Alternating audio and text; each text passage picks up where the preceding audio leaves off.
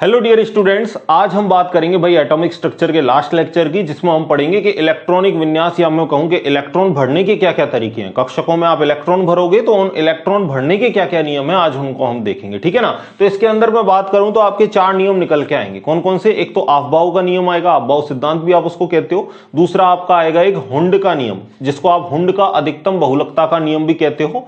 तीसरा आपका आएगा पाउली का अपवर्जन नियम, ठीक है ना, पाउलीज एक्सक्लूजन प्रिंसिपल, ठीक है, अपवर्जन नियम, रूल भी आप उसको कह दो। और अगला क्या है आपका n+l का नियम, ठीक है। तो ये 4 नियम आपके आएंगे, जिनमें से सबसे पहले हम बात कर रहे हैं किसकी? अफबाउ सिद्धांत की।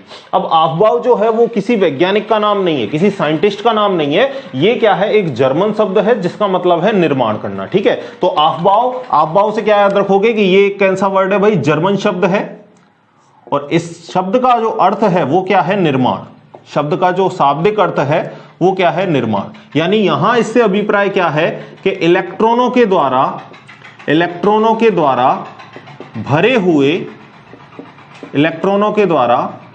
हुए कक्षकों का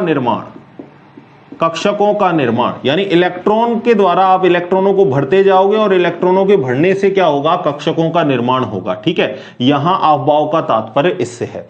तो यहां आप इलेक्ट्रॉन भरोगे कैसे? तो उसके लिए मैं एक आपको रूल लिखा देता हूं कि यहां पर जो इलेक्ट्रॉन है वो ऊर्जा के बढ़ते हुए क्रम में भरे जाएंगे, ठीक है। तो क्या लिखोगे? इलेक्ट्रॉन कक्षकों की ऊर्जा के बढ़ते हुए क्रम में भरे जाएंगे, ठीक है, भरे जाएंगे। तो कोई आपसे पूछे कि भाई अफबाउ सिद्धांत ने क्या बात बताई थी, तो आप कहोगे कि अफबाउ सिद्धांत ने हमको यह बात बताई कि इलेक्ट्रॉन जो है वो कक्षकों की ऊर्जा के बढ़ते हुए क्रम में भरे जाएंगे। तो अब हमें कैसे पता चले भाई कि कौन से कक्षक की ऊर्जा कम है, कौन से कक्षक की ऊर्जा ज्यादा है? क्योंकि जो इलेक्ट्रॉन है पहले तो उस कक्षक में जाएगा जिसकी ऊर्जा कम है, फिर उसके बाद उससे ज्यादा वाले कक्षक में जाएगा, उससे ज्यादा ऊर्जा वाले कक्षक में जाएगा। तो अब हम देखते हैं कि कक्षकों की ऊर्जा का क्रम क्या है, ठीक है। तो अगली लाइन में मैं आपके लिए लिखता हूं कक्षकों की ऊर्जा का बढ़ता हुआ क्रम, कक्षकों की ऊर्जा का बढ़ता हुआ क्रम, ठीक है। तो ये क्रम भी आपको याद रखना है। इस क्रम को याद रखने के लिए मैं आपको ट्रिक भी बता देता हूं, ठीक है। इस ट्रिक को भी आप साथ के साथ याद रखना, ठीक है। ट्रिक क्या है? देखो, ट्रिक है आपकी Sharma Sharma, Prasad Sharma, Prasad Sharma, Durga Prasad Sharma, Durga Prasad Sharma, father of Durga Prasad Sharma, father of Durga Prasad, ठीक है। ट्रिक क्या है अपनी? Sharma Sharma, Prasad Sharma, Prasad Sharma, Durga Prasad Sharma, Durga Prasad Sharma, father of Durga Prasad Sharma, father of Durga Prasad. ये अपनी ट्रिक है, ठीक है। और अपन को पता है एस कहां से स्टार्ट होता है भाई? 1 से, पी कहां से स्टार्ट होता है? 2 से, डी कहां से स्टार्ट होता है? 3 से, और एफ कहां से स्टार्ट होता है? 4 से। तो आप क्या कहोगे कि ये वाला जो पहला एस है ये तो कौन सा हो जाएगा आपका? 1s, और पी पहला वाला आपका कौन सा हो जाएगा? 2p, पहला वाला डी आपके लिए हो जाएगा 3d, और पहला वाला एफ आपके लिए हो जाएगा 4f। तो ये अगर आपका 1s है तो अगला वाला s कौन सा होगा? 2s, ठीक है। इससे अगला वाला s कौन सा होगा? 3s, इससे अगला वाला 4s, फिर हुआ आपके लिए 5s, फिर हुआ आपके लिए 6s, और नेक्स्ट 7s, ठीक है। p की बात करी 2p से चालू है तो अगला कौन सा होगा? 3p होगा, अगला कौन सा होगा? 4p होगा, नेक्स्ट आपका कौन सा होगा? 5p होगा, फिर आपका हो गया 6p, फिर कौन सा हो गया आपके लिए? 7p।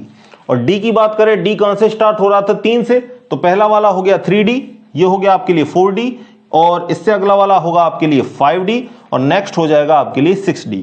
f कहां से स्टार्ट है आपका? 4 से, तो ये हो गया आपके लिए 4f, तो अगला वाला आपके लिए कौन सा हो जाएगा भाई? 5f। ये हो गया आपका कक्षकों की ऊर्जा का बढ़ता हुआ क्रम। तो इसमें हम साइन भी लगा देते हैं भाई। सबसे कम ऊर्जा किसकी है? 1s की।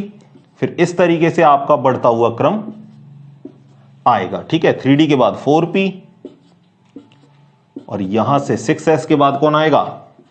4f, और ये आपकी ऊर्जा का बढ़ता हुआ क्रम है। यानी सबसे ज्यादा ऊर्जा किसकी मिली आपको 7p की, सबसे कम किसकी मिली भैया आपको 1s की मिली। ठीक है, यानी सबसे पहले 1s में भरोगे और जब 1s आपका पूरा भर जाएगा फिर कहां जाओगे 2s में जाओगे और जब 2s भर जाएगा तो 2p में। इस तरीके से आप इलेक्ट्रॉनों को भरोगे। ठीक है, तो ये सारी बातें पहले आप लिख लो भाई। ये ट्रिक याद रखना, s से डिनोटेट कर रहे हैं शर्मा को, P से डिनोटेट कर रहे हैं प्रसाद को, D से डिनोटेट कर रहे हैं दुर्गा को और F से डिनोटेट कर रहे हैं हम फादर को। ठीक है, लिखो पहले इन सारी बातों को आप एक बार, फिर आगे की बात बताता हूं भाई। ठीक है, लिख लिया, मिटा दें भाई इसको, चलो मिटा देते हैं इसको, आगे की बात करते हैं अपन। ये जो आपको क्रम लिखाया है भाई बहुत इंपॉर्टेंट है, आगे जब भी आप इलेक्ट्रॉनिक कॉन्फ़िगरेशन लिखोगे ये क्रम आपको याद होना चाहिए। तो इसके लिए ट्रिक बता दी है, आप उससे इसको आसानी से याद रख सकते हो। ठीक है, तो ऑफ-बाउ नियम ने आपको क्या बात बताई? ऑफ-बाउ नियम ने आपको यह बोला कि जो कक्षकों में आप इलेक्ट्रॉन भरोगे वो बढ़ती हुई ऊर्जा के क्रम में भरोगे। ठीक है, यानी सबसे पहले 1s में जाएगा, फिर 2s में जाएगा और सबसे लास्ट में नंबर किसका आएगा 7p का आएगा। इस तरीके से ऊर्जा का बढ़ता हुआ क्रम देख लिया आपने। अब दूसरा कौन सा नियम आया था उसको भी देख लो, सेकंड नियम। तो दूसरा जो नियम है हमारा वो है आपका पाउली का अपवर्जन नियम। दूसरा देखो, पाउली का अपवर्जन नियम। अब पाउली के अपवर्जन नियम ने क्या बात कही इसको भी समझना। ठीक है, पाउली का नियम क्या बोलता है भाई? पाउली का नियम बोलता है कि किसी भी परमाणु कक्षक के लिए, किसी परमाणु के एक कक्षक के लिए चारों क्वांटम संख्याओं की वैल्यू आपकी समान नहीं हो सकती। मैक्सिमम से मैक्सिमम बात करें तो 3 क्वांटम संख्या ऐसी हैं जिनकी वैल्यू आपकी समान हो सकती है, लेकिन अगर एक कक्षक में आपके 2 इलेक्ट्रॉन उपस्थित हैं तो वहां पर चारों क्वांटम संख्या की वैल्यू समान नहीं हो सकती, क्योंकि मैंने आपको एक चौथी क्वांटम संख्या पढ़ाई थी जिसका नाम था क्या, चक्रण क्वांटम संख्या। तो वहां पर आपको पता है कि अगर 2 इलेक्ट्रॉन है तो एक इलेक्ट्रॉन के लिए मान कितना होगा +½ होगा, तो दूसरे इलेक्ट्रॉन के लिए मान कैसा हो जाएगा -½ हो जाएगा। यानी कहने का मतलब मैक्सिमम अधिकतम से अधिकतम आपकी 3 क्वांटम संख्याओं की वैल्यू समान हो सकती है, लेकिन जो चौथी क्वांटम संख्या है, जो चक्रण क्वांटम संख्या है, उसकी वैल्यू समान नहीं हो सकती। तो इसके लिए जो हम लाइन लिखेंगे, जो इसका कॉन्सेप्ट लिखेंगे वो क्या लिखेंगे अपन? पहले तो इसका इंग्लिश में भी नाम लिख लो, क्या है भाई? Pauli's exclusion principle. ठीक है, देखना भाई क्या लिखोगे? किसी परमाणु कक्षक में उपस्थित, किसी परमाणु कक्षक में उपस्थित, परमाणु कक्षक में उपस्थित दोनों इलेक्ट्रॉनों हेतु, दोनों इलेक्ट्रॉनों हेतु, दोनों इलेक्ट्रॉनों हेतु चारों क्वांटम संख्याओं के मान, चारों क्वांटम संख्याओं के मान, चारों क्वांटम संख्याओं के मान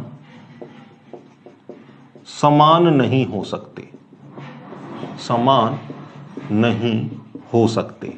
3 हो सकते हैं आपके, लेकिन जो चक्रण क्वांटम संख्या है उसके मान तो अलग ही अलग हो जाएंगे। या आप इस जो पाउली एक्सक्लूजन प्रिंसिपल है इसको आप दूसरे शब्दों में क्या कह सकते हो? दूसरे शब्दों में आप कह सकते हो एक कक्षक में, एक कक्षक में, एक कक्षक में अधिकतम 2 इलेक्ट्रॉन भरे जा सकते हैं, 2 इलेक्ट्रॉन भरे जा सकते हैं जिनका चक्रण परस्पर विपरीत दिशा में होगा, जिनका चक्रण परस्पर विपरीत दिशा में होगा। यानी अगर एक क्लॉकवाइज घूम रहा है, एक अगर आपका घड़ी की सुई की दिशा में घूम रहा है तो दूसरा कहां घूमेगा? एंटी क्लॉकवाइज घूमेगा। ठीक है ना, देखो इस चीज को देखना भाई। जैसे मैं आपको बताऊं कि ये आपका एक कक्षक है, तो इसमें आपके अगर 2 इलेक्ट्रॉन हैं तो एक का चक्रण कैसा होगा आपका? क्लॉकवाइज होगा, तो दूसरे का चक्रण आपका कैसा होगा? एंटी क्लॉकवाइज होगा। ठीक है, और आपके लिए अगर एक के लिए वैल्यू आपकी +½ है तो दूसरे के लिए वैल्यू आपकी कैसी होगी? -½ होगी। तो देखो यहीं से समझ में आ गया कि किसी परमाणु कक्षक में उपस्थित दोनों इलेक्ट्रॉनों के लिए चारों क्वांटम संख्याओं का मान समान नहीं हो सकता। अगर इस इलेक्ट्रॉन के लिए मान +½ है तो इस वाले इलेक्ट्रॉन जो दूसरे इलेक्ट्रॉन है उसके लिए मान कैसा होगा, -½ होगा। यानी चक्रण क्वांटम संख्याओं के मान कैसे प्राप्त होंगे, भिन्न भिन्न प्राप्त होंगे। समझ में आ गया बात। तो एक कक्षक में अधिकतम कितने इलेक्ट्रॉन भरे जाएंगे, 2 इलेक्ट्रॉन भरे जाएंगे। ये बात किसने बताई आपको भाई, ये बात आपको बताई पाउली नामक वैज्ञानिक ने। ठीक है, लिख लो इस चीज को, फिर आगे की बात करता हूं भाई। लिख लो इसको, सिंपल है, आ जाएगा ना समझ में भाई। चलो अगली बात करते हैं, और अगली बात आती है आपकी हुंड साइंटिस्ट की, जिसने क्या बोला था, हुंड का अधिकतम बहुलकता का नियम। ठीक है, तो इसको भी देखते हैं भाई। देखना अगला नियम, और हेडिंग लगाओगे आप अपनी कॉपी में, हुंड का अधिकतम बहुलकता का नियम। ठीक है, सारे लॉ एकदम बिल्कुल सिंपल से हैं, और इस सब लॉ की सहायता से हम लिखते हैं इलेक्ट्रॉनिक विन्यास। तो पहले ये चारों लॉ हमको पढ़ने हैं, फिर देखेंगे इलेक्ट्रॉनिक विन्यास किस तरीके से अपन लिख सकते हैं। ठीक है, रूल नंबर 3, हुंड का अधिकतम बहुलकता का नियम, अधिकतम बहुलकता का नियम। ठीक है, समझना भाई ये अधिकतम बहुलकता क्या है। इसको इंग्लिश में क्या बोलेंगे अपन, हुंस रूल ऑफ, इंग्लिश में भी लिख लो, Hund's rule of maximum multiplicity, MUL, multiplicity. ठीक है, ये आपका हुंड का रूल क्या कहता है, बात को समझना भाई। हुंड का रूल क्या बोलता है कि कक्षकों में इलेक्ट्रॉन एक एक करके भरे जाएंगे। ठीक है ना, लड़ाई झगड़ाई नहीं करनी, पहले एक एक करके आराम से कक्षकों में आप इलेक्ट्रॉन भरोगे। ठीक है, तो एक ही स्टेटमेंट एक लाइन में मैं आपके लिए लिख देता हूं कि कक्षकों में इलेक्ट्रॉन एक एक करके भरे जाएंगे, एक एक करके भरे जाएंगे। सिंपल सी बात। ठीक है, देखना, जैसे फॉर एग्जांपल आपके पास P कक्षक है, और P में आपको पता है भाई, P में कितने कक्षक होते हैं, 3 कक्षक होते हैं। ठीक है ना, P में आपके 3 कक्षक होते हैं। यह आपने P कक्षक बना लिया। ठीक है, यहां भी आपके पास P कक्षक है, और मैं बोल रहा हूं कि आपको P में कितने इलेक्ट्रॉन भरने हैं, 3 इलेक्ट्रॉन भरने हैं। ठीक है, तो P में 3 इलेक्ट्रॉन आप कैसे भरोगे, आप इस तरीके से भरोगे, एक एक करके, पहले एक इलेक्ट्रॉन, फिर दूसरा इलेक्ट्रॉन, फिर तीसरा इलेक्ट्रॉन। ठीक है, और अगर आपने ऐसे भर दिया कि 1, 2 और ये 3, तो ये भरने का तरीका आपका कैसा होगा, गलत होगा। भरने का तरीका आपका कौन सा सही होगा भाई, ये सही होगा। ठीक है ना, ऐसे समझ लो भाई, घर में आपके मेहमान आए तो आपके पास 3 चारपाई हैं, तो पहले आप क्या करोगे, हर मेहमान को एक एक चारपाई पे आप बिठा दोगे। लेकिन जब आपके सामने चारपाई केवल 3 है और मेहमान आपके सामने कैसे आ गए, 4 आ गए, तो उस कंडीशन में आप क्या करोगे, जोड़ा बना दोगे, अदरवाइज आप जोड़ा नहीं बनाओगे। जैसे फॉर एग्जांपल मैं क्या कहूंगा, मैं अगर आपसे कहूं कि P4 के लिए आप लिख के बताओ, तो यहां तो सिंपल सी बात है भाई, पहले तो सबसे पहले क्या करना है, हमें एक एक करके इलेक्ट्रॉन भरने हैं, यानी 1, 2, 3। अब हमें पता है कि अब तो हमें जोड़ा बनाना ही पड़ेगा भाई, अब तो हमारे पास 3 ही चारपाई है, मेहमान 4 है, तो किसी एक चारपाई पे 2 मेहमान को बिठाने, 2 मेहमान आपको क्या है, उनको सुलाने के लिए व्यवस्था करनी पड़ेगी। समझ रहे हो ना बात को। तो अब इस कंडीशन में क्या होगा, हमको एक इलेक्ट्रॉन की पेयरिंग करवानी ही होगी, यानी चौथा इलेक्ट्रॉन आपका इस तरीके से भरा ही जाएगा। लेकिन अगर आप इस तरीके से भरोगे 4 इलेक्ट्रॉनों को कि 1, 2, 3, 4, तो ये भरने का तरीका कैसा होगा, गलत होगा। तो कहने का मतलब पहले जो इलेक्ट्रॉन है वो कहां भरे जाएंगे भाई, एक एक करके भरे जाएंगे, और अगर आपके पास ज्यादा इलेक्ट्रॉन है तो उस कंडीशन में आप पेयरिंग करवा दोगे। लेकिन ये रूल आपका भाई S कक्षक हेतु अप्लाई नहीं होता, क्योंकि S जो कक्षक है उसमें कक्षक की संख्या ही कितनी होती है, 1 होती है S में। तो S में आपका कितना कक्षक होता है, एक ही कक्षक होता है, तो कक्षक ज्यादा ही नहीं है, तो एक एक करके कहां भरे। ठीक है ना, इसमें तो एक ही में आपको कितने आएंगे, 2 भरे जाएंगे। तो ये बात याद रखोगे कि जो हुंस का अधिकतम बहुलकता का नियम है वो आपका किसके लिए अप्लाई नहीं होगा, आपका अप्लाई नहीं होगा किसके लिए, S के लिए। दूसरी बात, आपसे एक तरीके से क्वेश्चन और पूछा जा सकता है कि भाई यहां पर सबसे पहले आपका हुंस का रूल किस एटम पर वैलिड होता है, यानी किस तत्व पर सबसे पहले हुंस का रूल अप्लाई होता है। तो अगर मैं आपसे कहूं कि पहले अगर आप तत्व देखो तो हाइड्रोजन आएगा, हीलियम आएगा, लिथियम आएगा, बेरिलियम आएगा, बोरोन आएगा। ठीक है, एक तरीके से देख लेते हैं। इसका हम क्या लिखते हैं भाई, 1s1 लिखते हैं, एक ही होता है इसमें, ठीक है ना। अगर आपको इलेक्ट्रॉनिक विन्यास नहीं आता तो मैंने पहले से भी वीडियो बना रखी है, ऊपर इंफॉर्मेशन जो बटन दिख रहा है उस पर एक बार आप टैप कर लेना, आपको वीडियोस मिल जाएगी इलेक्ट्रॉनिक विन्यास लिखने की, ठीक है ना। मैं थोड़ा सा भी आपको बता देता हूं। तो इसमें एक ही इलेक्ट्रॉन है भाई, हीलियम में कितने होते हैं, 2, लिथियम में 3, बेरिलियम में 4, बोरोन में 5। हीलियम के लिए अपन क्या लिखते हैं, 1s2, तो इसके अंदर कितने इलेक्ट्रॉन आ जाएंगे, 2 आ जाएंगे, ठीक है। तो s पे तो अप्लाई नहीं होता हुंड का नियम, कोई दिक्कत नहीं है। यहां भी 1s2 2s1 आएगा, तो इस पे भी s है, s पर अप्लाई नहीं होगा। यहां पर क्या आएगा, 1s2 2s2 आएगा, तो इस पे भी अप्लाई नहीं होगा। बोरोन की हम बात करें तो क्या लिखते हैं, 1s2 2s2 2p1, यानी अगर मैं 1 की बात करूं तो 1 का तो जोड़ा बन ही नहीं सकता, एक ही रहेगा, तो इस पर भी हुंड के रूल का जो प्रभाव है वो नहीं होगा, ठीक है। अब बात करते हैं हम किसकी, कार्बन की। तो कार्बन के लिए लिखूं तो क्या लिखूंगा, 1s2 2s2 2p2। अब अगर हम यहां देखें तो यहां अब हमारा हुंड का रूल काम करेगा, क्योंकि अगर हमने इस तरीके से लिख दिया तो ये गलत है। हम कैसे लिखेंगे, एक इलेक्ट्रॉन इसमें फिर दूसरा इलेक्ट्रॉन दूसरे कक्षक में, ठीक है। तो आपसे कोई क्वेश्चन पूछ ले कि सबसे पहले हुंड का नियम किस तत्व पर अप्लाई होगा, तो आपका आंसर क्या होगा भाई, कार्बन। समझ गए बात को। अब देखो एक चीज समझने की यहां पर और है कि ये हुंड का अधिकतम बहुलकता से क्या मतलब है। अब बहुलकता की बात करते हैं। बहुलकता से मतलब क्या है, देखना भाई, देखो बहुलकता से मतलब क्या है। यहां पर बहुलकता का एक फॉर्मूला मैं आपको बताता हूं, अयुग्मित इलेक्ट्रॉन की संख्या बटे 2, ठीक है ना। यह फॉर्मूला होता है, n बराबर क्या है, अयुग्मित इलेक्ट्रॉन, ठीक है। तो जिसके लिए बहुलकता का मान ज्यादा आएगा उस क्रम में भरे जाएंगे भाई। अगर मैं यहां कहूं तो अयुग्मित इलेक्ट्रॉनों की संख्या कितनी है, 3, तो यहां पे अगर मैं मान निकालूं तो क्या आएगा, 3/2, यानी ओवरऑल क्या आएगा, 1/5 आएगा, ठीक है। और अगर मैं इसके लिए मान निकालूं तो आपको पता है यहां अयुग्मित इलेक्ट्रॉन कितना है, केवल 1। अरे भाई ये तो जोड़ा है ना, ये तो युग्मित हो गया।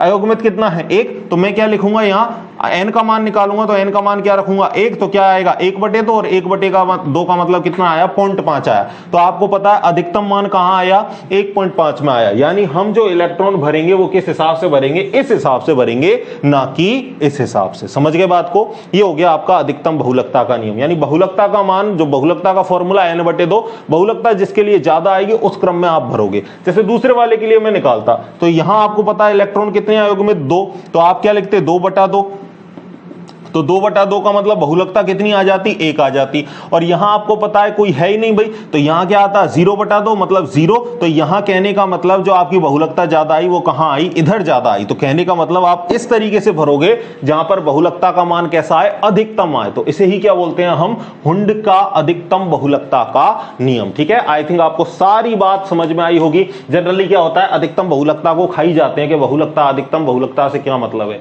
तो अब आपको मैंने बता दिया कि बहुलकता का फॉर्मूला n/2 से निकालोगे। n का मान क्या है, अयुग्मित इलेक्ट्रॉन की संख्या, जिसके लिए बहुलकता का मान ज्यादा आया उस क्रम में आप इलेक्ट्रॉनों को भरोगे, ठीक है। सारी बातें बोर्ड पर हैं, फटाफट लिख लो भाई इन बातों को। फिर अगला एक बहुत इंपॉर्टेंट रूल और है जिसको अपन बोलते हैं क्या, n+l का नियम, ठीक है। लिख लिया भाई, चलें आगे। चलो अब बात करते हैं n+l रूल की, ठीक है। तो सारी बातें भाई मैं आपको नोट्स के तरीके से बता रहा हूं, आप एज इट इज यहीं से अपने नोट्स खुद से प्रिपेयर कर सकते हैं, ठीक है। ये छोटी छोटी चीजें हैं लेकिन बहुत काम की चीजें हैं, आपके लिए क्वेश्चन कंपटीशन एग्जाम में भी बन जाते हैं, तो आप इन चीजों को याद रखोगे, ठीक है। अभी देखो मैं आपको बताऊंगा कि n+l का नियम कितना हमारे लिए फायदेमंद है, ठीक है। देखना, अगली हेडिंग लगाओ, रूल नंबर 4, और जिसको क्या नाम दिया गया, n+l का नियम, ठीक है। और यहां पर आपको पता है n का मतलब क्या है, मुख्य क्वांटम संख्या, और l का मतलब क्या है, यहां पर द्विगुणित क्वांटम संख्या, उसको आपने एजीमुथल क्वांटम नंबर भी कहा था। देखो भाई इस नियम को देखो, तो इस नियम के अकॉर्डिंग क्या बात है कि इलेक्ट्रॉन पहले उस कक्षक में भरा जाएगा, इलेक्ट्रॉन पहले उस कक्षक में भरा जाएगा जहां n+l का मान कम हो, ठीक है। N+L का मान कम हो, पहले उस कक्षक में अपन इलेक्ट्रॉन भरेंगे। लेकिन कंडीशन ऐसी आ जाए कि किसी दो कक्षक के लिए N+L का मान समान है, तो फिर आप इलेक्ट्रॉन पहले उस कक्षक में भरोगे जहां N का मान कम हो। ठीक है, तो दूसरी कंडीशन भी लिख देते हैं, यदि दो कक्षकों हेतु N+L का मान समान हो, तो इलेक्ट्रॉन पहले उस कक्षक में भरा जाएगा, उस कक्षक में भरा जाएगा जहां N का मान न्यूनतम हो। ठीक है, अब देखो इसको मैं आपको एग्जांपल से समझाता हूं भाई। ठीक है, अभी आपने ऊर्जा का बढ़ता हुआ क्रम देखा था, तो क्या आया था भाई, पहले 1s आया था, फिर 2s आया था, फिर क्या आया था 1s2 2s2, फिर 2p आया था, फिर क्या आया था 3s आया था। इस तरीके से आपको मिला था। ठीक है ना, शर्मा प्रसाद शर्मा, और आगे लिखना है तो और आगे लिख लो प्रसाद शर्मा, ये 2p है तो ये 3p हो जाएगा, ये 3s है तो ये क्या हो जाएगा 4s हो जाएगा। इस तरीके से था। तो अब देखो हमने क्या बोला, पहले इलेक्ट्रॉन 1s में भरेंगे, फिर इलेक्ट्रॉन 2s में भरेंगे। तो इस चीज का पता किससे चला, N+L से चला, कि जिनके लिए N+L का मान कम है उनके लिए ऊर्जा भी कम है, और जिनके लिए N+L का मान ज्यादा है उनकी ऊर्जा भी क्या है, ज्यादा। और अगर किसी दो कक्षक के लिए N+L का मान कैसा आ जाए, समान आ जाए, तो इलेक्ट्रॉन पहले आप वहां भरोगे जहां किसका मान कम हो, N का मान कम हो। ठीक है, तो अब देखो मैं यहां पर एक जगह आपको N का मान बताता हूं, एक जगह L का मान बताता हूं, और फिर N+L का मान बताता हूं। ठीक है, इसके लिए N का मान बताओ भाई मुझे कितना है, 1 है। ठीक है, और आपको पता है L का मान मैंने आपको बता रखा है इससे प्रीवियस लेक्चर में, क्वांटम संख्या वाले में। ठीक है, तो अगर आपने क्वांटम संख्या वाला लेक्चर नहीं देखा है तो काफी बातें आपके दिमाग के ऊपर से जा रही होंगी भाई, पहले उस लेक्चर को आप देख लो। ठीक है, तो L का जो मान है वो S के लिए 0, P के लिए 1, D के लिए 2, F के लिए 3। ठीक है, तो S के लिए L का मान कितना होता है, 0। यहां बात करूं N का मान 2 है, S के लिए L का मान 0, N का मान 2 है और L का मान कितना होगा 1, P के लिए N का मान कितना है 3, और S के लिए आपको पता है L का मान कितना होता है 0, N का मान यहाँ 3 है, और P के लिए मान कितना होता है 1, N का मान यहाँ कितना है 4 है, और S के लिए L का मान कितना होता है 0। अब मैं कर देता हूं N+L, यानी दोनों को जोड़ दिया तो मान कितना आया 1, यहां कितना आया 2, यहां कितना आया 3, यहां कितना आया 3, यहां कितना आया 4, यहां कितना आया 4। ठीक है, तो देखो अब सारी जो थ्योरी की बातें हैं उसको देख लो। क्या बोला, इलेक्ट्रॉन पहले उस कक्षक में भरा जाएगा जहां N+L का मान कैसा हो, कम हो। तो देखो सबसे कम मान किस में आया, 1s में आया, तो पहले सबसे पहला इलेक्ट्रॉन किस में भरा जाता है, 1s में भरा जाता है। आगे बात समझ में। इसके बाद जैसे जैसे N+L के मान बढ़ेंगे वैसे वैसे हम भरेंगे। फिर N+L का मान 2 आया तो फिर अगला इलेक्ट्रॉन हम इसमें भरेंगे, फिर N+L का मान 3 आया तो अगला हम इलेक्ट्रॉन इसमें भरेंगे। लेकिन किन्हीं दो कक्षकों के लिए जब N+L का मान समान आ जाए, यहां भी N+L का मान 3 आया, यहां भी N+L का मान 3 आया, तो जब दो कक्षकों के लिए N+L का मान समान आ गया तो हम पहले इलेक्ट्रॉन कहां भरेंगे, जहां N का मान कम हो। तो N का मान कम किसके लिए बताओ, इसके लिए तो 3 है, इसके लिए 2 है, तो N का मान कम 2p के लिए है। इसी वजह से पहले इलेक्ट्रॉन हमने किस में भरा, 2p में भरा, इसके बाद हमने इलेक्ट्रॉन किस में भरा, 3s में भरा। सेम टू सेम यही कहानी रिपीट हो जाती है यहां 3p और 4s में। देख लो N+L के मान कैसे हैं, समान है, दोनों के लिए मान कैसे हैं, 4 4 है। तो पहले इलेक्ट्रॉन कहां भरोगे, जिसके लिए N का मान कम हो, और N का मान कम किसके लिए, 3p के लिए है, तो पहले इलेक्ट्रॉन किस में भरा जाता है, 3p में भरा जाता है, उसके बाद किस में भरा जाता है भाई, 4s में भरा जाता है। आई थिंक आपको सारी बातें बढ़िया से क्लियर हो गई हैं, और आप इन बातों को, इन एग्जांपल्स को और इस लॉ को आप अपनी कॉपी में लिख लो भाई। ठीक है,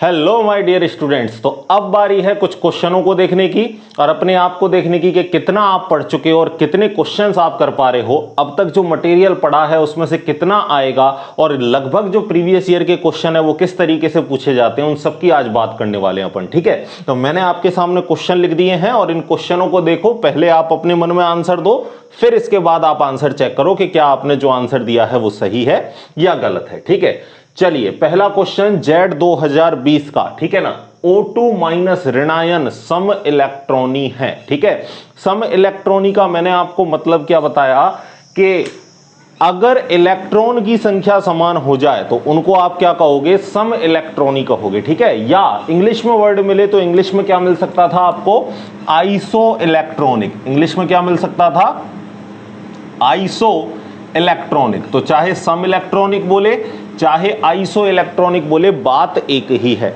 ठीक है। तो इलेक्ट्रॉन समान होने चाहिए। तो चलिए देखते हैं। पहले तो आपको अगर बहुत ज्यादा प्रैक्टिस आपने कर ली तो आपको पेन चलाने की भी जरूरत नहीं है, आप देखते ही बता सकते हो। फ्लोरीन का परमाणु क्रमांक कितना होता है, 9। और मैंने आपको बताया कि प्लस आ जाए तो इलेक्ट्रॉन क्या करने हैं, आपको हटाने हैं, और अगर माइनस आ जाए तो क्या करना है, इलेक्ट्रॉन आपको जोड़ने हैं। ये बात बोली थी मैंने आपको, ठीक है। यहां 9 है परमाणु क्रमांक, ठीक है, और 9 में से प्लस आ गया तो 1 हटा देंगे तो कितने इलेक्ट्रॉन बचे, 8। ये तो इसके समान नहीं है, क्यों, क्योंकि इसमें कितने इलेक्ट्रॉन है, 10। चलिए चेक कर लेते हैं। ऑक्सीजन का परमाणु क्रमांक कितना होता है, 8। माइनस आ जाए तो क्या करना है, जोड़ना है। 8 और 2 कितने हो गए भैया, 10 इलेक्ट्रॉन। यानी जिसमें 10 इलेक्ट्रॉन हो वो हमारा सम इलेक्ट्रॉन ही है, ठीक है।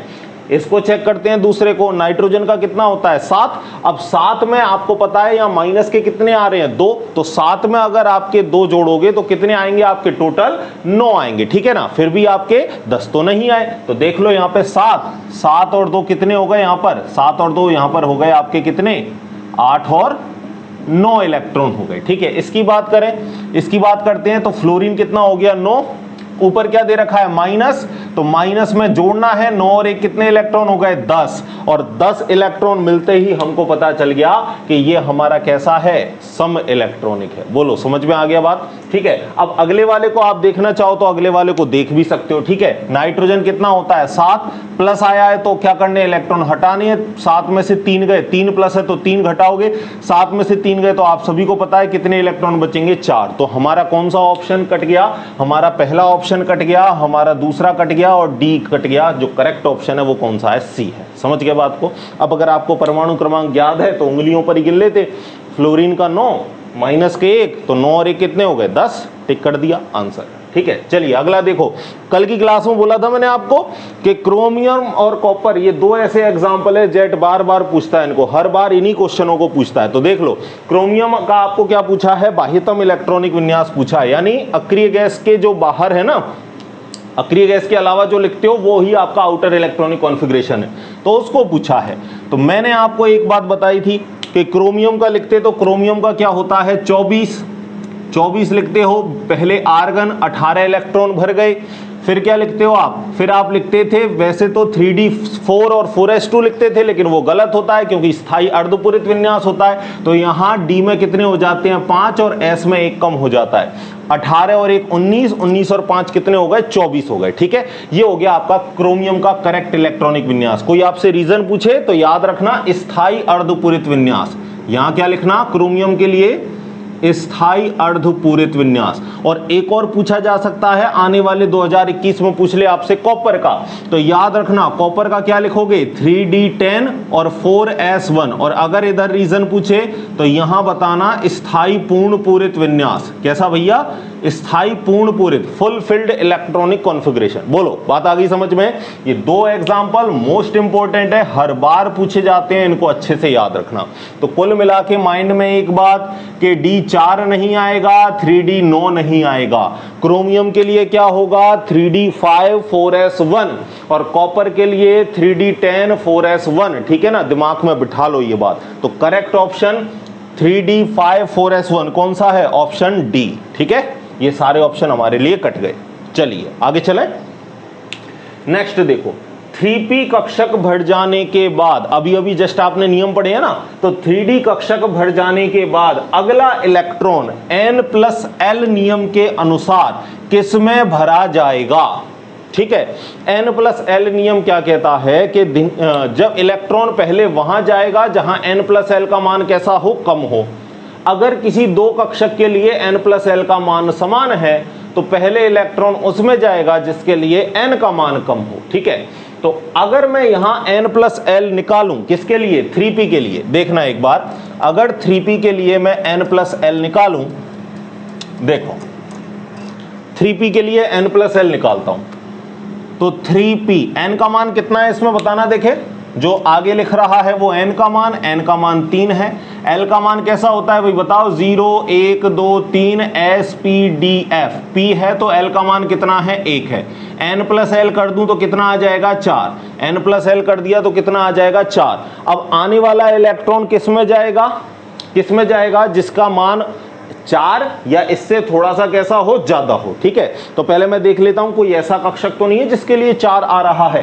तो अगर मैं पहले वाले के लिए चेक करूं तो डी के लिए आपको पता है कितना होता है 2, तो यहां 3 और 2 कितना हुआ 5। ठीक है, एक तरीका और बताऊंगा, 4s देखता हूं तो यहां 4 और s के लिए मान बताओ, l का मान कितना होता है 0, तो 4 प्लस 0 बराबर यहां कितना आया 4। ठीक है, तो आपको पता है 3p के लिए भी 4 और 4s के लिए भी 4, लेकिन अगला इलेक्ट्रॉन 4s में क्यों जाएगा, क्योंकि n प्लस l का नियम बोलता है कि अगर n प्लस l का मान समान हो, इसके लिए भी 4 है और 3p के लिए भी कितना है 4 है, तो जब n प्लस l का मान समान हो तो पहले इलेक्ट्रॉन वहां जाता है जहां n का मान कम हो। तो इसमें n का मान कम है 3 है, तो पहले इलेक्ट्रॉन 3p में गया, बाद में किस में जाएगा 4s में जाएगा।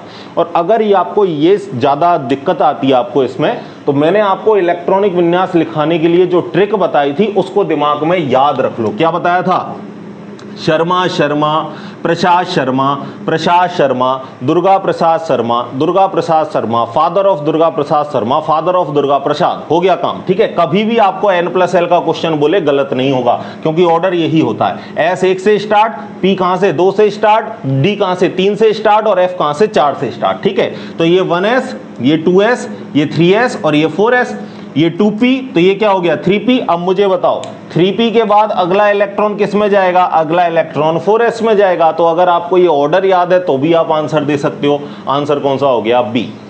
बात आ गई समझ में, आगे चलें। नेक्स्ट देखो अगला क्वेश्चन, ये भी बीएचयू में पूछा गया, ये भी बीएचयू में, निम्न में से कौन सा सही है। देखो यहां मैं उन क्वेश्चनों को मेंशन कर रहा हूं जो आपके लिए अभी तक ध्यान में नहीं आए हैं और ध्यान में होने चाहिए। ठीक है ना, बाकी क्वेश्चन मैं आपको क्लास में पढ़ाते समय साथ के साथ करवा चुका हूं, उनको दोबारा से यहां कहूंगा तो वैसे ही वीडियो बड़ी होगी। ठीक है ना, पीछे के अगर आपने सारे वीडियो देखे हैं तो मैं वहां पर जो जरूरी क्वेश्चन है, जो आए हुए क्वेश्चन है, वो टॉपिक के साथ साथ बताता गया हूं आपको। यहां मैं वो क्वेश्चन रख रहा हूं जो आपको जानना जरूरी है। ठीक है ना, चलिए बात करते हैं चौथे की, इनमें से कौन सा सही है। ठीक है, कौन सा सही है बताना है भैया।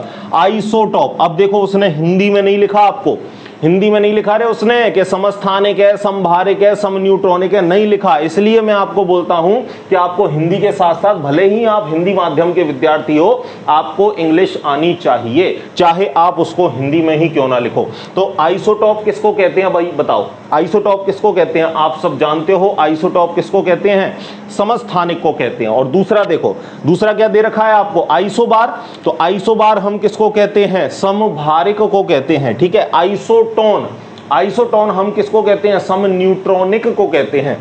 और चौथा भी दे रखा है आइसोटॉप, ये भी किसको कहते हैं, समस्थानिक को कहते हैं। ठीक है, यानी अगर मैं आइसोटॉप की बात करूं तो याद है हाइड्रोजन का एग्जांपल दिया था कि परमाणु क्रमांक समान परंतु परमाणु भार अलग अलग हों, उन्हें क्या कहते हैं, समस्थानिक कहते हैं। क्या कहते हैं उन्हें, समस्थानिक कहते हैं, या इन्हीं को मैं इंग्लिश में कहूं तो आइसोटॉप कहते हैं। क्या कहते हैं, आइसोटॉप कहते हैं। ठीक है, तो पहला आइसोटॉप में न्यूट्रॉन बराबर होते हैं, ऐसा तो नहीं है भैया। आइसोटॉप में परमाणु क्रमांक बराबर होते हैं, और परमाणु क्रमांक हमें पता है किसके बराबर होता है भैया, प्रोटॉन की संख्या के बराबर, P+ के बराबर होता है, प्रोटॉन बराबर होते हैं आइसोटॉप में। तो ऐसा कोई ऑप्शन मिल रहा है क्या, आइसोबार में प्रोटॉन बराबर होता है, ऐसा नहीं है। आइसोबार में तो परमाणु भार बराबर होता है। आइसोबार किसको बोलते हैं, समभारिक को।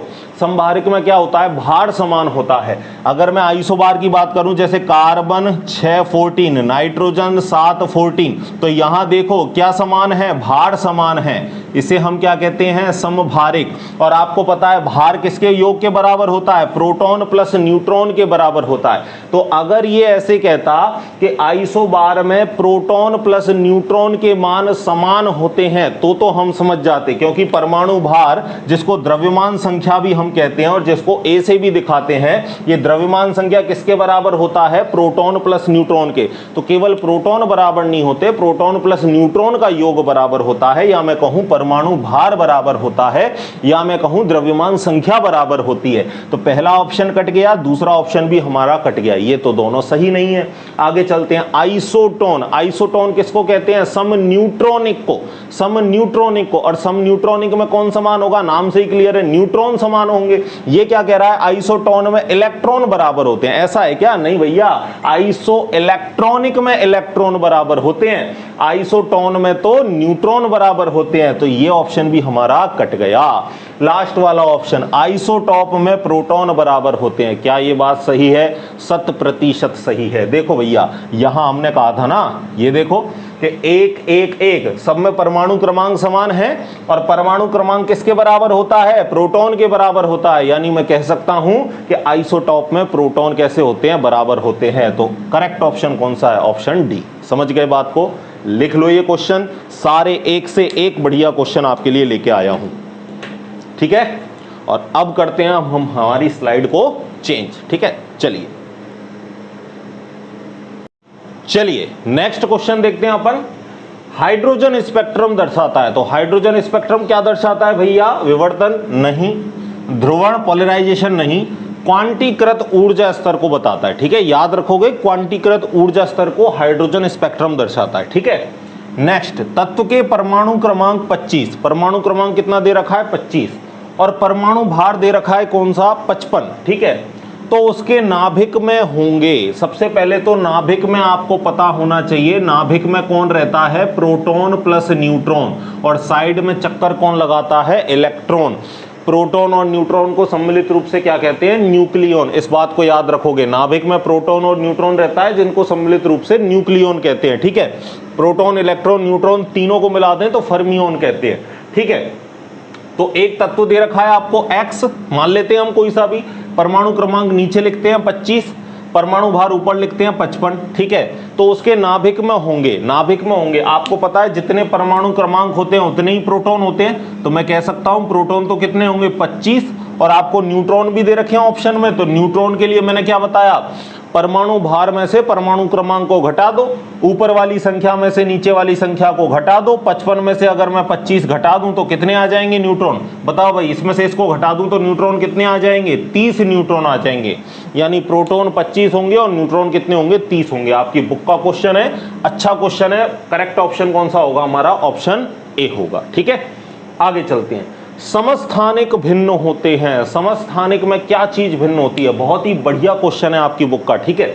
प्रोटॉन की संख्या में नहीं, समस्थानिक में तो प्रोटॉन समान होते हैं, जैसे आपको एग्जांपल भी दिया था H11, H12, H13। तो आप देखोगे कि यहाँ पे प्रोटॉन तो आपके समान है, तीनों में एक एक है, अलग क्या होंगे, न्यूट्रॉन अलग होंगे। जैसे मैं ऊपर से या नीचे घटाऊं तो न्यूट्रॉन की संख्या देखना एक बार, एक में से एक गया, यहाँ न्यूट्रॉन कितना बचा, 0, 2 में से एक गया, यहाँ न्यूट्रॉन कितना बचा, 1, 3 में से एक गया, यहाँ न्यूट्रॉन कितने बचे, 2। तो सभी में देखो किसकी संख्या अलग अलग है, न्यूट्रॉन की संख्या अलग अलग है। तो आप क्या कहोगे, समस्थानिक भिन्न होते हैं। किन में भिन्न होते हैं भैया, न्यूट्रॉन की संख्या में भिन्न होते हैं। प्रोटॉन तो इनमें बराबर होते हैं, न्यूट्रॉन की संख्या इनमें कैसी होती है, अलग अलग। एग्जाम्पल से मैंने आपको बता भी दिया, समझ गए बात को। आगे चलते हैं, आईसीआर में क्वेश्चन पूछा है आइसो इलेक्ट्रॉनिक कौन सा। ऐसा क्वेश्चन मैं इसलिए लाया क्योंकि यहां पर एक एटम नहीं है, यहां पर 2 अलग अलग तत्व हैं, ठीक है। तो एक ऐसा भी एग्जांपल आपके समझ में आ जाए। आइसो इलेक्ट्रॉनिक का मतलब इलेक्ट्रॉन कैसे होने चाहिए, सब में समान होने चाहिए। चलिए देखते हैं, आप जब तक इसको सॉल्व करने की कोशिश करो। आइसो इलेक्ट्रॉनिक, सभी जितने भी आपको आयन या यौगिक या अणु दे रखे हैं उन सभी में इलेक्ट्रॉन कैसे होने चाहिए, बराबर होने चाहिए। पहले वाले एग्जाम्पल को देखें, चलिए पहले वाले एग्जाम्पल को देखते हैं।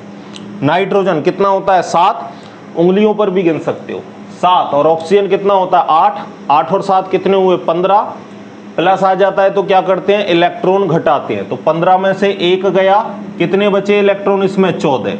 अब सभी में 14 इलेक्ट्रॉन आने चाहिए। कार्बन कितने दे रखे हैं, 2, एक कार्बन का परमाणु क्रमांक कितना होता है, 6, तो 2 का कितना हो गया, 12। ऊपर क्या दे रखा है, माइनस, माइनस आता है तो क्या करते हैं, जोड़ते हैं। 12 में 2 जोड़ा, 12 में 2 जोड़ा, यहां भी कितने इलेक्ट्रॉन निकल के आए? 14 इलेक्ट्रॉन निकल के आए। आगे चलते हैं, अभी तक तो चीजें सही हैं। यहां देख लो ऑक्सीजन कितने हो गए? 2, तो 2 ऑक्सीजन, 8 और 8 16, तो यही हो गए। और फिर कार्बन को मैं जोड़ूं तो 6, 16 और 6 कितने हो गए? 22 हो गए। और फिर माइनस का एक और जोड़ दूं तो 22 और 1 कितने हो गए? 23 हो गए। यानी यहां से आगे आपने देखा तो ये इलेक्ट्रॉन बराबर नहीं आ रहे, तो पहला ऑप्शन तो हमारा कट गया। आगे जाने की जरूरत ही नहीं है, टाइम बचाओ अपना, ठीक है ना। एक क्वेश्चन के लिए 1 मिनट मिलता है आपको, ऑप्शन काटते हुए चलो, ठीक है। आगे चलते हैं। दूसरा, एक नाइट्रोजन का परमाणु क्रमांक 7, तो 2 नाइट्रोजन दे रखे हैं N2, 7 7 कितने हो गए? 14। अब बाकी सब में 14 मिलने चाहिए। C2 2 माइनस ऊपर ही चेक कर लिया, 14, ठीक है। CO कार्बन कितना? 6, ऑक्सीजन कितना? 8, तो 8 और 6 आपको पता है कितने हो गए? 14, ठीक है। नाइट्रोजन 7, ऑक्सीजन 8, 8 और 7 ये कितना हो गया? 15, मतलब ये हमारा आइसो इलेक्ट्रॉनिक नहीं है, तो ऑप्शन बी कट गया। सी पर आ जाओ। चलिए CO अभी चेक किया कितने होते हैं इसके अंदर इलेक्ट्रॉन? 14, 6 और 8 कितने हो गए? 14।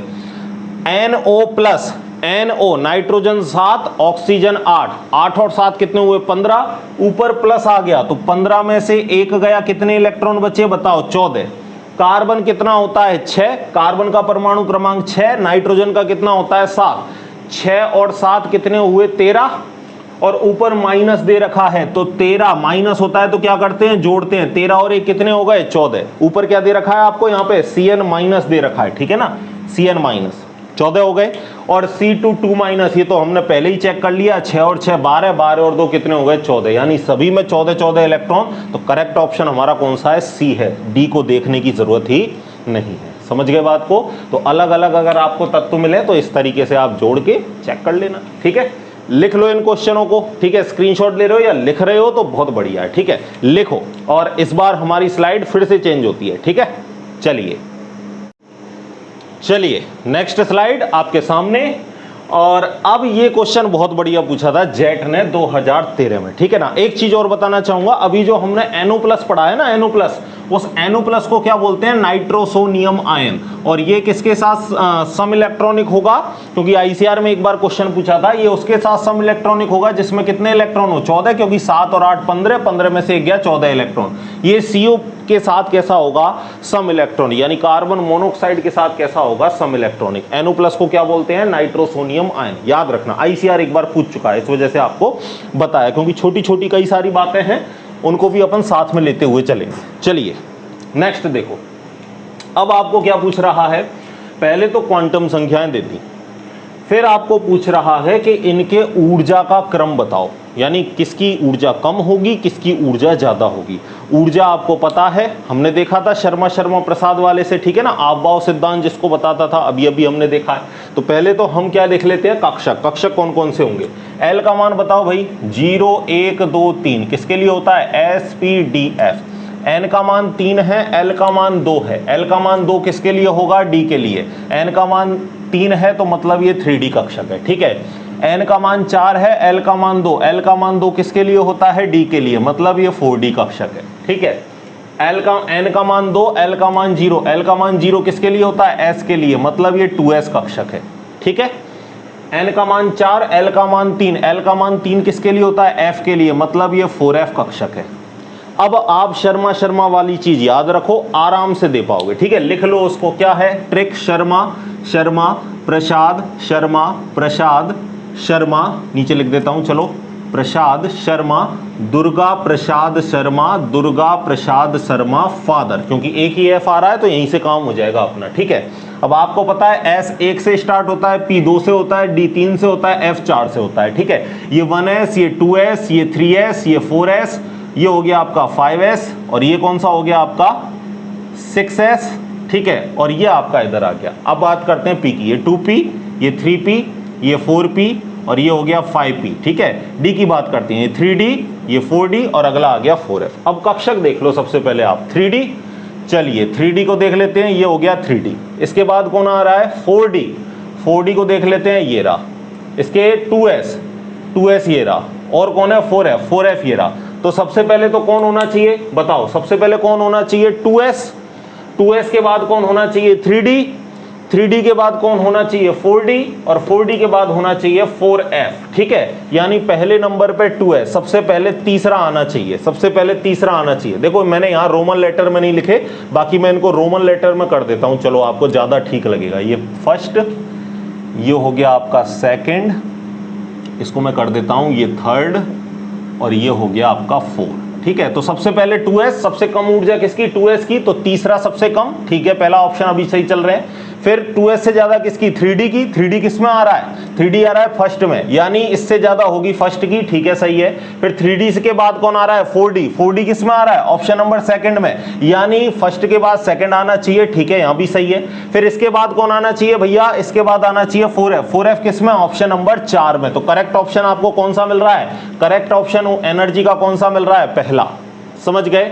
सबसे पहले यहां पे 2S, 2S के बाद यहां आ गया 3D, 3D के बाद आ गया ये 4D, और 4D के बाद आ गया ये 4F, ठीक है। तो जब भी ऐसा क्वेश्चन आए शर्मा वाली ट्रिक माइंड में याद रखोगे, आसानी से इसका आंसर दे पाओगे, ठीक है। क्योंकि नॉर्मल बच्चा इस चीज को अप्रोच नहीं कर पाएगा, लेकिन जिसने टॉपिक पढ़ा है, अजय अकेडमी ने आपको सब कुछ पढ़ाया है, इस चैप्टर में से ऐसा कुछ भी नहीं है जिसको आप ना कर पाओ। जिसने बिल्कुल मेहनत के साथ, शिद्दत के साथ पूरा चैप्टर पढ़ा है, हर एक क्वेश्चन को अप्रोच कर पाएगा वो, ठीक है। चलिए, जब इलेक्ट्रॉन आपका एक इलेक्ट्रॉन n बराबर 2 से n बराबर 3, 4 या 5 में जाए तो प्राप्त श्रेणी कहलाती है। जब n बराबर 1 से जाता है, हाइड्रोजन स्पेक्ट्रम में पढ़ाया है, 1 से जाता है लाइमन, 2 से 3 में जाए बामर, 3 से जाए पाश्चन, फिर ब्रैकेट, फिर फुंड, फिर हम्फ्री, इस तरीके से। तो अगर n बराबर 1 से जाता तो लाइमन होता, लेकिन यहां साफ साफ बोल रखा है आपको किससे जा रहा है, n बराबर 2 से जा रहा है 3, 4 या 5 में। तो फर्स्ट से जाता तो लाइमन, n बराबर 2 से जा रहा है तो कौन सी श्रेणी प्राप्त होगी, बामर। n बराबर 3 से जाता तो लाइमन, बामर के बाद में पाश्चन, n बराबर 4 से जाता तो पाश्चन के बाद में ब्रैकेट, फिर फुंड, फिर आ जाती हम्फ्री, ठीक है। नाइट्रोजन का इलेक्ट्रॉनिक विन्यास 1s2, 2s2, 2px1, 2py1, 2pz1 है, ना कि 1s2, 2s2, 2px2, 2py1। ऐसा क्यों, अभी जस्ट अभी आपने एक रूल पढ़ा है, वो रूल किसका था, हुंड अंकल का। तो हुंड अंकल क्या कह रहे थे, भैया एक साथ मत खाओ, एक एक करके इलेक्ट्रॉन भरो, ठीक है ना, सब्र से काम लो, ठीक है। तो एक एक इलेक्ट्रॉन किस में भरा हुआ है, 2px1, 2py1, 2pz1। p कक्षक दे रखा है ना, नाइट्रोजन का विन्यास क्या लिखते हैं 1s2, 2s2, 2p3, 7 इसका एटॉमिक नंबर होता है। p में इलेक्ट्रॉन भरते एक एक आप इस तरीके से, px ये हो गया, py हो गया, ये pz हो गया, तो एक एक करके इलेक्ट्रॉन भरे हैं। अब नेक्स्ट क्या बोल रहा है 2px2, यानी 2 इलेक्ट्रॉन, ऐसे ये विन्यास है, लेकिन ये विन्यास नहीं है, यहां पे 2 इलेक्ट्रॉन और y में कितना 1 इलेक्ट्रॉन, ये विन्यास नहीं है। क्यों, तो ये विन्यास है आपका हुंड के नियम के अनुसार, क्योंकि हुंड का नियम बोलता है कि एक एक करके इलेक्ट्रॉन हमें कक्षक में भरने हैं। तो ये चीज कौन बताता है, हुंड का नियम, यानी करेक्ट ऑप्शन आपका कौन सा हो गया, ऑप्शन सी। ये क्वेश्चन पूछा था आपको जेट ने 2012 में, ठीक है। बात आ गई समझ में, आगे चलें। ऊपर वाला क्वेश्चन 13 में, ये 12 में, और नेक्स्ट बात करते हैं 2011 की, ठीक है। तो ये पूछा है कोश के उपकोष में ऊर्जा स्तर का बढ़ता हुआ क्रम। सबसे पहले कौन सा आता है, एस उपकोष, आपने देखा ना 1s आता है, उसके बाद कौन आता है पी के बाद कौन आता है डी, और डी के बाद कौन आता है एफ। यानी करेक्ट जो एनर्जी लेवल होगा वो कौन सा होगा, सबसे कम एस का, फिर पी का, फिर डी का, फिर एफ का। यानी करेक्ट ऑप्शन कौन सा है, ऑप्शन फर्स्ट। समझ में आ गई बातें, बोलो कैसा लग रहा है प्रयास, बढ़िया लग रहा है। हर एक क्वेश्चन आपको अच्छा मिल रहा है, ऐसा नहीं मैं इजी क्वेश्चन लाके डाल दूं, ठीक है ना। ऐसे क्वेश्चन डालूंगा कि जो आपको एग्जाम के अंदर मिले। बाकी मैं सारी बातें जब टॉपिक पढ़ा चुका हूं तब मैं कर चुका हूं, इनको लिख लो। आगे कुछ क्वेश्चन एक और देखते हैं, एक स्लाइड और देखते हैं, ठीक है। लिख लोगे, माना हमारा डिजिटल बोर्ड नहीं, लेकिन व्हाइट बोर्ड भी हमारा डिजिटल से कम नहीं, ठीक है। चलिए बात करते हैं नेक्स्ट क्वेश्चनों की। कुछ क्वेश्चन मैं आपको और बताता हूं, तब तक आप इन क्वेश्चनों को देखो और बार बार इनकी प्रैक्टिस करना, ठीक है ना। कोई क्वेश्चन आपके पास छूटना नहीं चाहिए, कोई नई तरीके का क्वेश्चन आपके लिए। और अगर आपको कहीं से कोई प्रीवियस ईयर के बुक के क्वेश्चन अगर आपको मिल जाए तो वो और भी बढ़िया, ठीक है। चाहे वो किसी भी एग्जाम में आए हो, आप उनको सॉल्व करो। जितने ज्यादा क्वेश्चन प्रैक्टिस करोगे, देखो कंटेंट मैंने दे दिया, कंटेंट पूरा दे दिया, ऐसा कुछ नहीं रखा है कि जो आपके लिए आपसे छुपाया हो कि फ्री में क्लास है तो कंटेंट को छुपा लिया, ऐसा नहीं है भैया। एक अच्छा टीचर ऐसा कभी नहीं करता, ठीक है ना। आपको कंटेंट पूरा दिया है, अब आपको जरूरत है तो केवल आपको क्वेश्चन प्रैक्टिस करने की। जितने क्वेश्चन प्रैक्टिस कर सकते हो दबा के क्वेश्चन प्रैक्टिस करो, ठीक है। एक स्लाइड अपन और देखते हैं, चलिए एक स्लाइड और आपके सामने, और इस बार हमने आईसीआर 2019 का क्वेश्चन लिया है। ये भी आईसीआर और जेट में पूछे गए हैं, बाकी क्वेश्चन देखते हैं, ठीक है। लास्ट में एक बोनस क्वेश्चन है आपके लिए, ध्यान देना। चलिए बात करते हैं अपन। तो सबसे पहले क्या क्वेश्चन दिया है, 4D कक्षक के लिए आपको क्या बताना है, त्रिज्य नोड भी बतानी है आपको और आपको कोणीय नोड भी बतानी है, ठीक है ना। त्रिज्य नोड जिसको आप रेडियल नोड, अरीय नोड, गोलीय नोड या नोडीय पृष्ठ कुछ भी कह सकते हो, ठीक है। कोणीय नोड और क्या बोलते हैं, नोडीय तल या कोणीय नोड, मतलब एक ही है, ठीक है। तो इनके लिए आपको नोड बतानी है। तो आप मुझे बताओ, कल की क्लास में आपको मैंने पढ़ाया था त्रिज्य नोड का फॉर्मूला क्या है, त्रिज्य नोड, नोडीय पृष्ठ, गोलीय नोड या आपको क्या बोले अरीय नोड, बात एक ही है। n minus L minus 1, L बराबर 0 1 2 3 एस पी डी एफ, ठीक है। 4D कक्षक दे रखा है, तो 4D के लिए n कितना हो गया 4, d के लिए l का मान कितना हो गया 2 माइनस 1, 4 में से माइनस के 3 गए तो बताओ त्रिज्य नोड कितनी आई, एक त्रिज्य नोड आपकी निकल के आई, ठीक है। आगे की बात करते हैं अपन। नेक्स्ट क्वेश्चन देखो, तो यहां पर अभी त्रिज्य नोड निकाला है पहले हमने, अब त्रिज्य नोड हमारा आ गया एक। अब हम निकालते हैं कोणीय नोड। कोणीय नोड किसके बराबर होता है भाई बताओ, कोणीय नोड होता है आपका द्विगुंशी क्वांटम संख्या के बराबर, यानी L के बराबर, ठीक है। कोणीय नोड बोले या नोडीय तल बोले, L के बराबर होता है। और D के लिए L का मान कितना है बताओ भाई, D के लिए L का मान कितना है 2, तो कोणीय नोड कितनी निकलेगी हमारी 2 निकलेगी, ठीक है। तो यानी त्रिज्य नोड 1, कोणीय नोड 2, क्रमशः बोला है, मतलब एज इट इज। त्रिज्य नोड पहले दे रखी है तो 1, कोणीय नोड बाद में दे रखी है 2, तो करेक्ट ऑप्शन हमारा कौन सा होगा 1 2, ऐसा ऑप्शन कौन सा है पहला, ठीक है। सिंपलेस्ट है। आगे चलते हैं। जिस कक्षक के लिए L बराबर 3 है, L बराबर 3 है, उसमें इलेक्ट्रॉनों की सर्वाधिक संख्या होगी, ये भी आईसीआर ने पूछा है। और मैंने आपको बता रखा है कि जब L का मान दे रखा हो तो सर्वाधिक संख्या का फॉर्मूला क्या होता है, 4L + 2 या 2L + 1। और जब कक्षक के लिए पूछे तो 2L + 1, ठीक है। यहां उसने किसके लिए, इलेक्ट्रॉनों के लिए पूछा है, तो इलेक्ट्रॉनों के लिए फॉर्मूला क्या होता है 4L + 2, L का मान रख दो, L का मान 3, तो यहां 4 तिया कितने हुए 12, 12 और 2 कितने हुए 14 इलेक्ट्रॉन। करेक्ट ऑप्शन कौन सा हो गया, ऑप्शन नंबर फर्स्ट, ठीक है। बिल्कुल आसान है। आगे चले। गंधक देखो, सल्फर को और क्या बोलते हैं गंधक। एक चीज और बताना चाहूंगा, जिंक के लिए भी कई बार बच्चे कंफ्यूज हो जाते हैं। जिंक को और क्या बोलते हैं, जस्ता। एक वर्ड और याद रखना, जिंक को क्या बोला जाता है, यशद। इसी तरह सल्फर जो है इसको क्या बोलते हो आप, और गंधक भी बोलते हो, ठीक है ना। बाजार में नॉर्मली जब आप जाओगे तो गंधक के नाम से आपको मिलता है, ठीक है। चलिए बात करते हैं गंधक का परमाणु क्रमांक कार्बन के परमाणु क्रमांक से। गंधक का जो परमाणु क्रमांक है कार्बन के परमाणु से कितना भारी होता है। अच्छा, वजन पूछा है, ठीक है, वजन पूछा है, वजन की तुलना करवा रहा है। तो चलिए तुलना कर देते हैं अपन। देखो, सल्फर का और कार्बन के वजन की तुलना करवा रहा है, ठीक है। तो ये सल्फर का ले लिया, नीचे कार्बन का ले लिया। सल्फर का एक का कितना होता है, परमाणु क्रमांक 16, परमाणु भार 32, तो इसका हुआ वजन 32। कार्बन का परमाणु क्रमांक 6, परमाणु भार पूछा है 12, तो 32/12 क्या 4 से कट जाएगा, बिल्कुल कट जाएगा। 4 तिया 12 और 4 8 32, तो कितने गुना आया 8/3 गुना, यानी करेक्ट ऑप्शन कौन सा होगा, ऑप्शन सी होगा, ठीक है। चलिए बात करते हैं अगले क्वेश्चन की। 4s कक्षक में नोडीय तल है। अभी बोला मैंने आपको, चाहे कोणीय नोड बोले या नोडीय तल बोले, चाहे क्या बोले, कोणीय नोड या क्या बोले, नोडीय तल, फॉर्मूला क्या लगेगा L, और बाकी सब के लिए n - l - 1। तो आपको किसके लिए पूछा है, S के लिए। S के लिए L का मान कितना होता है 0, यानी नोडीय तल भी कितने निकल के आएंगे 0। करेक्ट ऑप्शन कौन सा होगा, ऑप्शन डी 0, ठीक है। बोलो भाई, आसान क्वेश्चन, जेट ने पूछ रखा था ये क्वेश्चन, ठीक है ना, 2012 के आसपास। एक बोनस क्वेश्चन आपको, नाभिक सर्वाधिक अस्थायी होगा, अनस्टेबल कब होगा, ठीक है। बताओ भाई मुझे, नाभिक सबसे ज्यादा अनस्टेबल कब होगा, क्या आप बता सकते हो मुझे इस क्वेश्चन को, बोलो भाई। ठीक है, कमेंट बॉक्स में टाइप करके बताओ क्या बता सकते हो। चलो ऑप्शन देता हूं, प्रोटॉन और न्यूट्रॉन दोनों सम संख्या में हो, दोनों विषम संख्या में हो। चलिए दो ही ऑप्शन आपके लिए, ठीक है, प्रोटॉन और न्यूट्रॉन आपके दोनों सम संख्या में हो या दोनों विषम संख्या में हो। तो याद रखना, जब आपके प्रोटॉन और न्यूट्रॉन दोनों कैसे हों, प्रोटॉन और न्यूट्रॉन, ठीक है, प्रोटॉन और न्यूट्रॉन दोनों आपके कैसे हो भैया, विषम संख्या में, तब आपका नाभिक सबसे ज्यादा कैसा होगा, अनस्टेबल होगा। अगर ये सम संख्या में हो तो वो स्थायी होगा, विषम संख्या में हो तो अस्थायी होगा। एक बार क्वेश्चन बन गया था, इसलिए मैंने आपको ये बात भी बताई, ठीक है।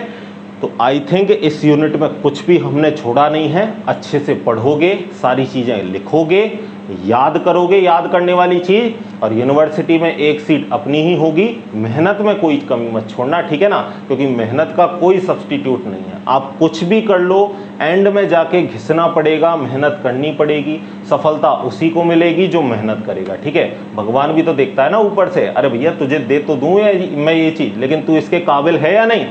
तो काबिल बनो, अपने आप आपके आगे पीछे सफलता घूमेगी, ठीक है। चलिए मिलते हैं नेक्स्ट वीडियो में, तब तक के लिए पढ़ते रहिए, खुश रहिए, धन्यवाद।